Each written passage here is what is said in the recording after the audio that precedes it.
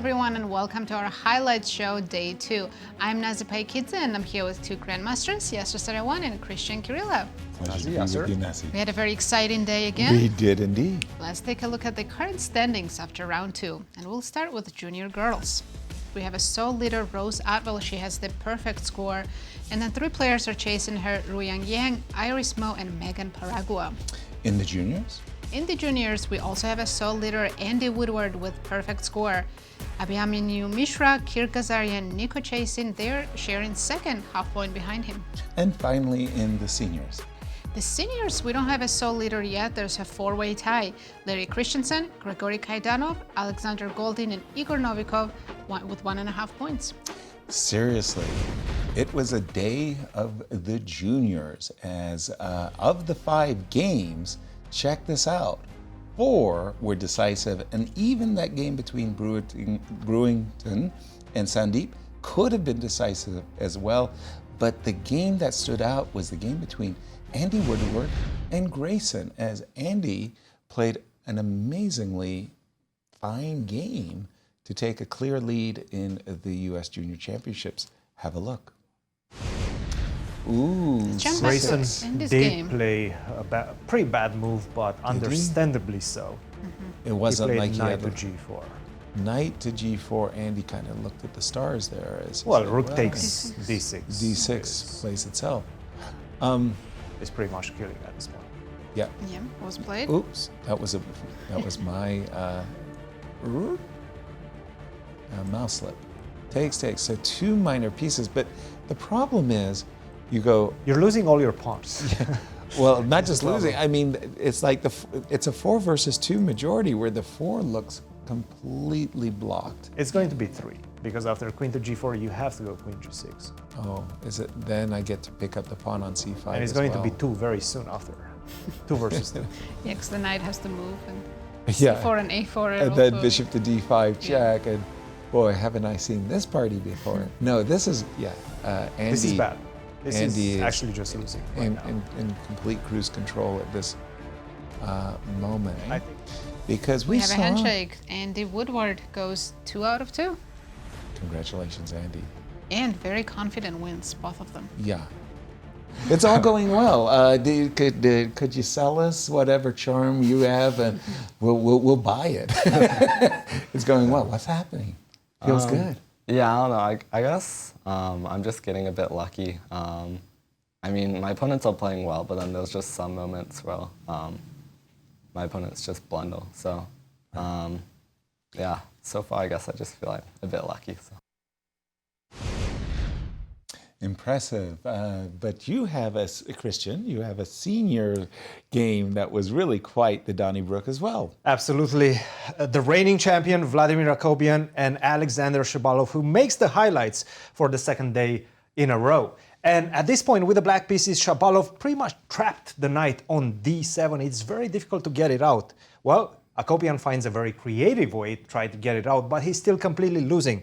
All he had to do, Shabalov that is, was to focus his energy on the h-file with the move h5, a very powerful move. Even what he did was quite well. But unfortunately for him, it did not go his way. Take a look at what happened. I'm struggling to understand how he turned this game around because it was really bad. What? Catch us up, Cristian. Yes. Yeah. What happened? How did a lot of things have happened. A lot of things have happened. Explain yourself. Well, first of all, remember this move h5. Yeah. Very difficult move to see because you're only looking at getting some pawns, right? Hunting this knight on a6. You've Absolutely. been hunting that knight for a very long time. And he the did focus not find is move there. h5. Understandably so. Right. No h5. Okay, you're still completely winning. Rook to c8, b5, rook a2, bishop to g3. Look, it's tempting to go for the pawns. You're winning a lot of these pawns, right? Of course. That's 1. 2 coming up shortly. Rook takes d3, bishop to d6. Guess what? 3 right 3. now. Count them. King to g2. But now there's some problems. The knight is finally back in the game. The knight is going to c6, potentially even taking on d5. Right. And a huge blunder came in the position. Rook from c8 to c3. Okay. The problem is, after knight to c6, Not I have knight a takes checkmating threat in the position. Oh. Knight to d8. So he might be thinking that, oh, bishop c5, I'm exchanging and everything is fine and good. But the rook just left its post, its guarding post of the square d8. Knight d8 is a mate. So you're forced to go bishop to e5, but this is bad news because bishop takes e5. Now I take back with the knight, king to f8, and I can, in fact, even go knight to f3, which You is got going... a perpetual check. That's What White has perpetual check. Oh, yes, yes. That's a huge victory. You can get a perpetual check if you Yeah, want, but right now. you're playing for a win. You might even be playing for more, yes, with a move knight to Wow. f3, and then just simply rook to a1. You're still, how many pawns What up? 2 pawns up. What a turnaround. Yeah, it's Yes. officially a draw now. You see the draws.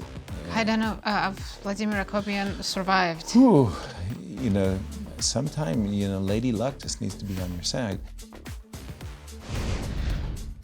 And in the junior girls section, Rose Atwell won again, but what a game that was. Epic. Absolute roller coaster. It was the longest game. She was playing Rochelle Wu. Rochelle was in the beginning better, then it all turned around, and we watched the end game for 40 moves. It was an absolute roller coaster. Take a look.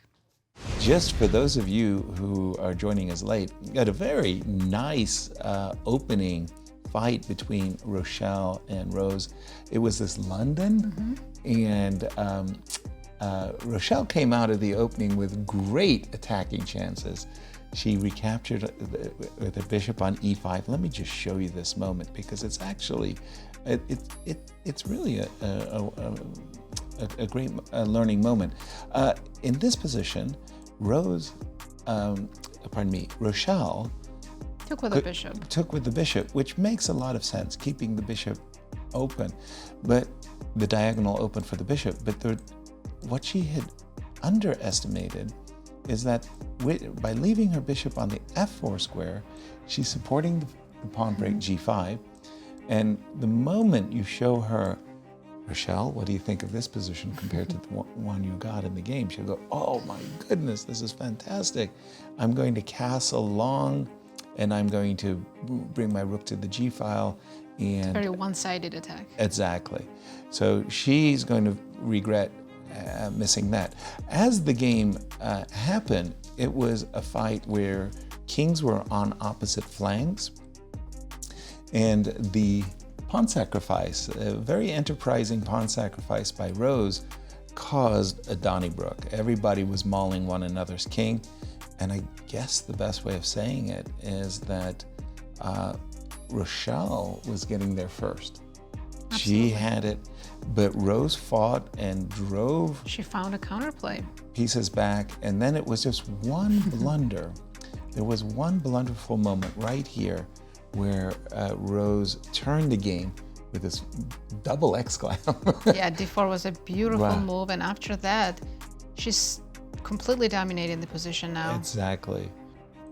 And there is resignation. Rose, very well-deserved win. What a Wow. long fight. Ooh, what a fight. Well done. Congratulations to Rose as she soars Solid. solely. And let's take a look at the schedule. Yep. Tomorrow, players will play round 3. There's 3 more rounds before the rest day. After that, they'll be back for 4 more games, and we have a special playoffs day if necessary, if there's no clear winner in any of the sections. Well, if round 3 is any indication of what the first 2 rounds are, you're going to want to join us. Thank you so much for watching our highlight show. We'll see you all tomorrow. Thank you. What a day. It's great. Amazing.